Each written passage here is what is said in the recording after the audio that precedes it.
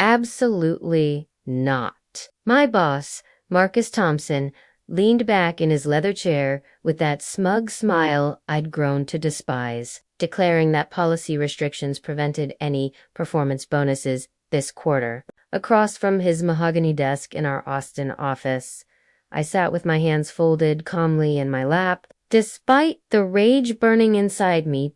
Just 3 days earlier, I'd single-handedly prevented what could have been Techflow Industries' most catastrophic data breach, saving the company an estimated $2 million annually. Yet, apparently, that wasn't enough to secure the $50,000 bonus Marcus had promised when assigning me this impossible task. I understand completely, I replied with a serene smile, watching his eyebrows lift slightly at my unexpected composure. What Marcus didn't know was that I'd anticipated this exact scenario. His entire career had been built on taking credit for others' innovations.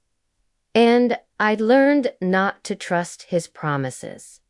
My name is Vicky Colinza, 32-year-old, senior software engineer at Techflow Industries, one of Austin's fastest-growing tech companies. For 4 years, I'd watched Marcus climb the corporate ladder by claiming ownership of his team's solutions. This time, however, I was prepared for his inevitable betrayal.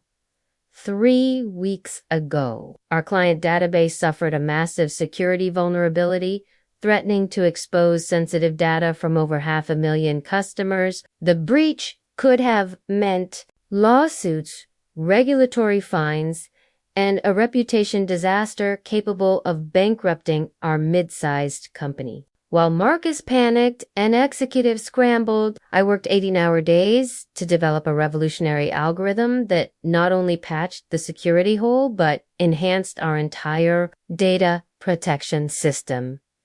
Marcus hovered over my shoulder during those grueling weeks, peppering me with questions as I coded. "This is incredible work, Vicky," he'd said, practically salivating as my fingers flew across the keyboard. "When you save the company, there'll definitely be a bonus in it for you. 5만 minimum." I should have known better than to trust him, but exhaustion clouded my judgment. The crisis had consumed every waking moment, leaving little time to consider Marcus's history of broken promises. Now, as he dismissed my contribution with corporate buzzwords about budget constraints, a familiar cold determination settled in my chest. "I'm glad you understand," Marcus said, already turning back to his computer screen. "Sometimes these things are out of our hands. Corporate policies, you know how it is." But as I walked to my cubicle, my smile never wavered. Marcus had no idea my security patch contained a special Fatura 30-day expiration only I knew about. The next morning, I arrived early and began meticulously documenting everything. Marcus had already started claiming credit for my algorithm in emails to the executives, calling it our innovative solution and the breakthrough we achieved. My name was conspicuously absent, replaced with vague references to team collaboration and his leadership during the crisis. I screenshotted every email, archived every presentation slide, and recorded every meeting where Marcus presented my work as his own. In team meetings, he'd gesture at charts showing the millions saved, the disasters averted, never once acknowledging the solution had sprung from my mind, my sleepless nights. As you can see from these projections, Marcus announced to the engineers, jabbing at slides displaying my algorithm's impact, "Our security initiative has exceeded expectations. The board is thrilled." The way he stressed star made my skin crawl. But I kept my expression neutral, scribbling notes. Beside me, my colleague Jessica leaned in. "Isn't this your code?" she whispered. Why isn't he giving you credit? I shrugged.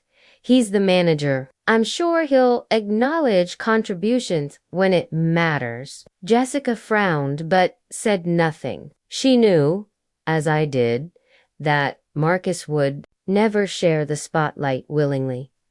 Meanwhile, I quietly updated my resume and reached out to contacts at rival firms. My work on the algorithm had drawn attention from major tech players, and soon I was fielding offers over discreet coffee meetings. The irony was delicious. Marcus' theft of my work was opening doors his influence couldn't touch every day. I maintained my routine while counting down in my head. Marcus, oblivious, continued his victory lap submitting my project for company innovation awards, listing himself as primary contributor. 2 weeks in, rumors swirled he was up for promotion to Senior Director of Technology, a role with a 60% salary bump and stock options, all rewards for my stolen work. Congratulations, I told him in the hallway when he mentioned the promotion. Your leadership on the security project really paid off. His chest puffed up. Well, you know what they say about rising to the occasion? When the company needed solutions, I delivered. The shamelessness was almost impressive. As I walked away, I checked my phone. 23 days left? Soon, Marcus would learn the hard way. There's a difference between taking credit and understanding the work by the 3rd week. Marcus' arrogance had reached stratospheric levels. His promotion was now official, and he spent his days in executive meetings lecturing about his revolutionary cybersecurity approach. The $50,000 bonus he'd denied me paled next to his new compensation package, a sane $. Signing bonus plus annual stock options worth triple that amount. At his farewell lunch with our team, Marcus raised his coffee mug in a mock toast. Here's to solving impossible problems, he declared, his smirk laser-focused on me, and proving innovation flows from strong leadership. He paused, savoring his moment. Sometimes you've got to push your team beyond their limits to achieve greatness. I clinked my mug against his with theatrical cheer. Here's to getting exactly what you deserve. The team chuckled politely, but Marcus' eyes narrowed like he'd tasted something sour in his coffee. That afternoon, 3 job offers landed in my inbox. TechFlow's fiercest competitor, Innovate Solutions, proposed doubling my salary for a senior systems architect role. They'd heard whispers about my security work through industry bacchanals and wanted me immediately. I negotiated a delayed start date, just enough time to witness my masterpiece's final act. Meanwhile, Marcus settled into his corner office, hiring a clueless junior developer named Kevin as his replacement. During handoff meetings, I watched with quiet amusement as Marcus butchered technical explanations of my algorithm. The system basically maintains itself, Marcus assured Kevin, waving away concerns. Vicky can handle any minor tweaks, but honestly, the code's bulletproof. Kevin nodded eagerly, overwhelmed by the complexity he'd inherited. I remained silent, dutifully taking notes whenever Marcus mangled another technical detail. When Kevin asked about maintenance protocols, Marcus dismissed him with backups. That's what IT's for. 1 week until detonation, I began discreetly, removing personal items from my desk, backing up proprietary files, and wiping my digital fingerprints from TechFlow's servers. Marcus, too busy admiring his new business cards, noticed nothing. He'd started giving TED Talk-style lectures to other departments about his crisis management genius. Little did he know, his greatest crisis was ticking toward zero. Exactly 30 days after Marcus denied my bonus, I walked into the office with my usual coffee, watching the digital clock on my screen tick to 9:30 a.m. Somewhere in the depths of TouchFlow's servers, my code exhaled its last breath and shut down silently. Gracefully, like a well-trained assassin, the first scream came from Kevin's cubicle at 9:47 a.m. What? The system's freaking out. His voice cracked as error messages flooded his screen, crimson warnings blinking like panic lights. I swiveled my chair toward him, feigning concern. What kind of errors? I asked, already knowing the answer. Kevin's fingers trembled over the keyboard. Authentication failures, backup failures, everything's failing. Beads of sweat dotted his forehead. I called Marcus, but he's in some VP breakfast. Let me see. I strolled over, suppressing a smile as the screens displayed the beautiful chaos I'd engineered. My algorithm wasn't just failing, it was unraveling in stages, like a countdown to doom. By 10:15 a.m., the entire department was on fire. Phones shrieked nonstop as clients locked out of their accounts. Transaction logs froze mid-process. The monitoring dashboard looked like a horror movie. Every metric plummeting. Jennifer Walsh, Marcus's replacement as department manager, burst from her office. Why's our entire database offline? Kevin stammered. I know Marcus said the system was stable. Get Marcus down here now. Marcus grinned. Unraveling Marcus arrived at 11:03 a.m. His tailored suit rumpled, his hair uncharacteristically messy. His eyes darted across the sea of error messages, his face cycling through confusion, denial, and finally delicious. I designed this system. It doesn't just break. I cleared my throat. Marcus, would you like me to take a look? He spun toward me, desperation cracking through his usual arrogance. Yes. Now, I sat at the terminal, typing slow, deliberate commands just theatrical enough to sell the act. After a tense silence, I sighed. Huh? It looks like the security patch was designed with a 30-day expiration. WHAT. Marcus' voice hit a pitch only dogs could hear. That's insane. No one codes an expiration into.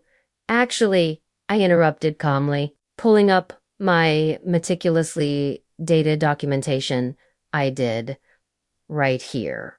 See, the room went dead silent as the T-man soon, the gathered executives read the damning truth. This patch will deactivate after 30 days unless manually renewed. Primary developer Vicky Collins. Marcus' mouth opened, closed, opened again. You sabotaged me. I tilted my head. I built a failsafe into my code. You're the one who presented it as yours without understanding it. Patricia Reynolds, TouchFlow's CEO, materialized like an avenging angel. Marcus, my office. Now, as security escorted him out, he turned to me, his face a masterpiece of fury and disbelief. You planned this? I sipped my coffee. No, Marcus, I just stopped saving you from yourself. By 4 p.m., TouchFlow's systems hummed smoothly, again thanks to my emergency patch. Implemented in under 3 hours. Marcus, however, wasn't so easily repaired. Patricia Reynolds made sure of that. His termination email hit the company-wide listserv before his keycard was deactivated. The subject line alone was a masterpiece.